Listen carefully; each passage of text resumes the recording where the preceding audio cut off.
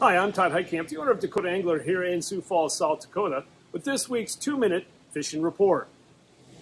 Well, folks, as always, Mother Nature really decides whether or not we have success or failure out on the ice, and the weather has been changing quite a bit, and that has really determined the success or the failure.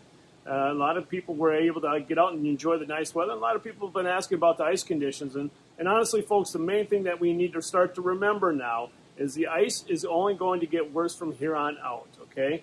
You're going to be dealing with spring ice, and it's still safe out there in most areas. I would say you might want to think about beginning to walk out or take ATVs. Driving out, unless you're going well north, around the Sioux Falls area, I would not recommend driving a vehicle out on any of the lakes. So keep that in mind. And also, as always, make sure you have plenty of safety equipment with you at all times. As I've always said, there's no such thing as safe ice, and so you need to be prepared for the unexpected.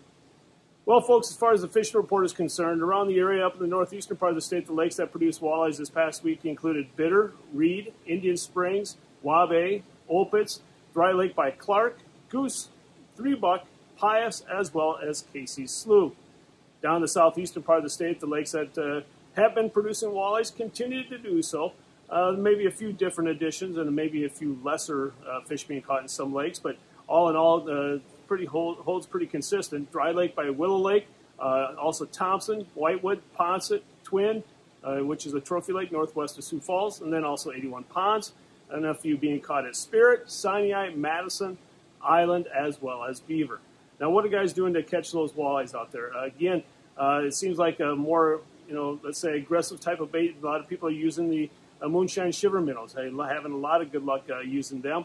Also, larger pinhead minnows have worked well. The VMC tumbler and tingler jigs continue to do well. And then also, if you're just underneath a tip up or under a dead stick or anything like that, I should say, the Acme Google Eye jigs seem to be doing well at this point in time. And also, if you jig them a lot, that added extra noise will do the trick.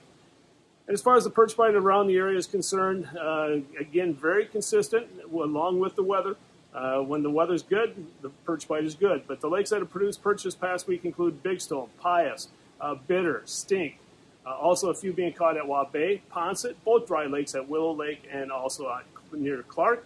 And then also Thompson, Whitewood, Beaver, and then also Island and Madison. Now, what are guys doing to catch the perch?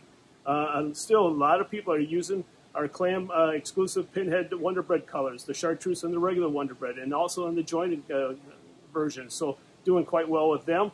Drop chain lures like the Haleys and the Pilkies, Kender's T-Rips have also been doing well. And also something new now, it seems like with a little bit more of a finesse bite, the old-fashioned custom jigs and spins, shrimples and ratsoles have been doing really well. And then now they have the tungsten version that they brought out a couple years ago, the Tutso, and that has been working really well. Just that little plastic tail adds a little bit of action to entice the bite. In this week's edition of Todd's Tackle Tips, we're going to talk about another use for your underwater camera. Obviously, you use the underwater cameras to watch the fish, to see what the fish are doing, how they're reacting to your bite. That's all things that many people use the cameras for. But how many of you use them to look for weeds? That's what a very good use of a camera is, especially this time of year. Because why? Well, with the lack of snow cover that we have around the area, on the area lakes, so a lot of sunlight is penetrating that water and through the ice, and it's actually causing the weeds to start to grow and green up. And so as those weeds green, they actually begin producing oxygen, and that's where the fish will usually hang out. Obviously, they're looking for oxygen this time of year, and so they're going to be a little bit more lively around those areas. So what you need to be doing, if you know an area that has weeds, like Twin or some of the other area lakes, you can look for those green weeds, and that's where you're normally going to find those fish to hang out. And so you can set up shop there and wait for the fish to come to you, because, again, they're going to be more active, especially this time of year, as the weed growth begins to really take off and it really starts to really oxygenate the water across the area.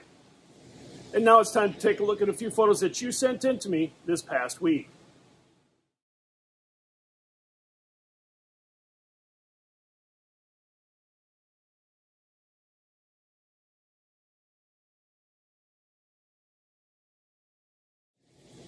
And remember, folks, if you'd like your photo included in next week's version of the 2-Minute Fishing Report, please send it to me. Send it to Todd at DakotaAngler.com or post it to our Facebook wall.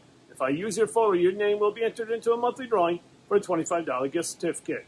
Well, folks, before we end this week's report, I want to remind you that if you want to stay up to date with all the latest happenings here at Dakota Angler, you can do it a couple of different ways. One is through our website at dakotaangler.com.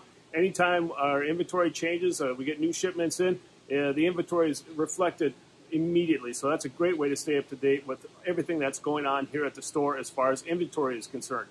Also, other news and happenings, you can get that through social media, whether or not it's our Facebook page, Twitter account, also Instagram, Snapchat, all great ways to stay up to date with all the sales and the ongoing happenings here at the store. So if you have any questions about that, feel free to go back to the old-fashioned way and give us a call at 605-336-9132.